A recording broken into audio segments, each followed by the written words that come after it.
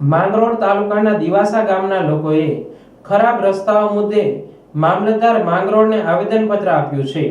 માંગરોળ તાલુકાના દિવાસા ગામના લોકો દ્વારા લેખિત રજૂઆત કરી હતી કે દિવાસા ગામે પથ્થરની ખાણો ચાલતી હોવાથી પથ્થર ભરેલા ટ્રકો રસ્તા ઉપરથી પસાર થાય છે, જેથી રસ્તાઓ અતિ બિસ્માર બન્યા છે। વિદ્યાર્થીઓને સ્કૂલે જવામાં ભારે હાલાકી ભોગવવી પડે છે। અમારા બધા વાડી વિસ્તારના માણસો છે, તેમ બધા એક થઈને ભેગા થઈને આવ્યા। કવાખંભાના બધા છે, અમારે 3 કિલોમીટર સુધી કીચડ છે, તેવા માટે અમે આવ્યા ને તેમાં લપસાય છે। અમારે એની સાઈડથી છોકરા ભણવા જાય તે પણ લહરે છે ને હું પણ અને અનેક વિદ્યાર્થીઓ સાયકલ ઉપરથી પડી જતા ફ્રેક્ચર થવાના પણ બનાવો બન્યા હોવાનું ગામ લોકોએ જણાવ્યું હતું। જ્યારે આ રસ્તે ઓવરલોડેડ ટ્રકો ચાલતા હોવાથી રસ્તો ખરાબ થતા આ રસ્તો તાત્કાલિક રિપેર કરવા માંગ કરી છે।